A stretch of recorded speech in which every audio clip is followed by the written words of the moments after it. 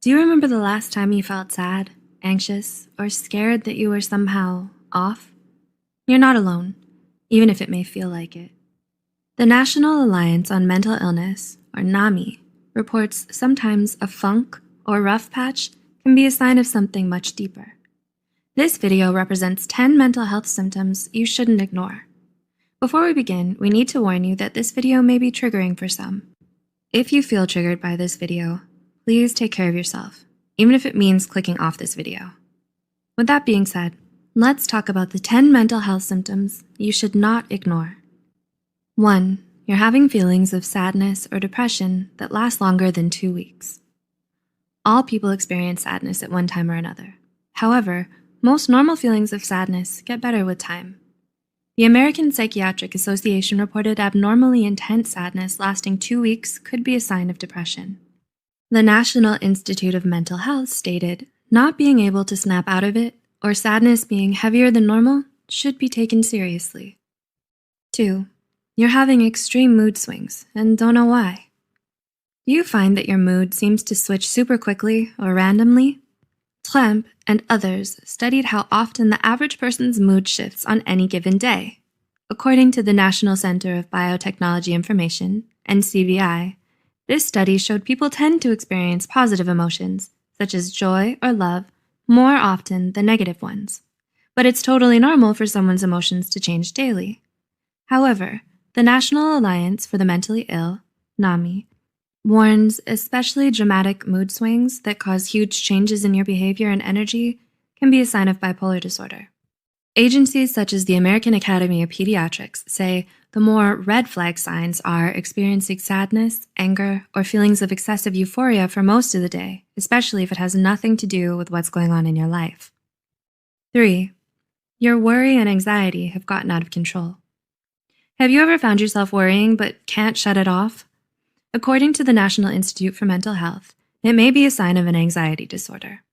Other signs of anxiety disorders include having problems relaxing, insomnia, racing thoughts, unexplained aches and pains, or being easily irritated. The Anxiety and Depression Association of America suggests that if you've ever felt this way on most days for at least 6 months, you should consider talking to a mental health professional about your symptoms. 4. You've started withdrawing from others or isolating yourself. Taking time away from others can be positive for your mental health and physical health. But what if you constantly make excuses to avoid socializing? Mental health pros, such as Raymond Starr Jr. and Howard Dubowitz, say avoiding people or events you used to enjoy can be a sign of mental illness, such as depression, anxiety, or a psychotic disorder. 5. You may have noticed you're having delusions or hallucinations. Kumari and others describe the two aspects of psychosis, hallucinations and delusions, as a sense of perception or belief that creates a lot of urgency in the person experiencing it, despite evidence the perception or belief isn't real. The National Alliance on Mental Illness reports up to 100,000 people in the U.S. will experience psychosis every year. NAMI further stated 3 out of every 100 people will have a psychotic episode as a symptom of a physical or a mental illness, such as schizophrenia or schizoaffective disorder, in their lifetimes. 6. You're having more and more difficulty dealing with normal life situations. Have you ever gone through a time in your life when nothing seemed to go right and you just couldn't deal? The Australian Department of Health stated a rough patch that you just can't get past, one that hurts your ability to function for more than 2 weeks to 2 months, may be a sign of depression or anxiety. A major sign that what you're experiencing is more than just a rough patch is when you have a hard time functioning in normal situations for several weeks, according to Mental Health America. 7. You're sleeping too much or too little.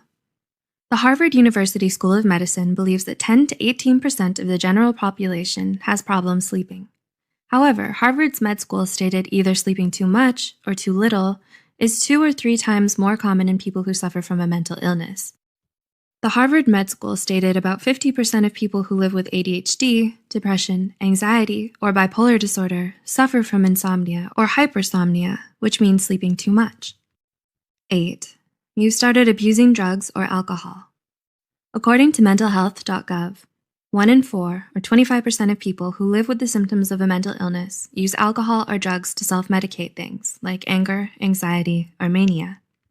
Experts believe individuals who suffer from depression, anxiety disorders, personality disorders, or schizophrenia are more likely to use drugs and alcohol as a coping mechanism than people diagnosed with other mental illnesses. 9. You're having extreme anger outbursts. Do you ever feel anger that's almost impossible to control or way too much for the situation?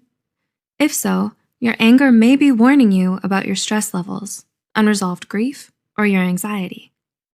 Healthline reported extreme anger outbursts can also be a sign of unresolved trauma, bipolar disorder, alcohol abuse, obsessive-compulsive disorder, intermittent explosive disorder, or depression. If you wonder if your anger is healthy, experts recommend first recognizing your physical and emotional signs of anger. And 10. You've started thinking of self-harm or suicide. The Mental Health Foundation reported up to 10% of people under the age of 30 have thought about self-harm or suicide. There are many reasons people consider self-harm or suicide, such as abuse or neglect at home, a major loss, trauma, or a catastrophe that you can't control or avoid. Brodvik, 2018, reported approximately 90% of people who have completed suicide also suffered from a severe mental illness, such as bipolar disorder or depression. If you find yourself thinking about self-harm or suicide, we would very much like you to reach out to a mental health professional and get the help that you need and deserve.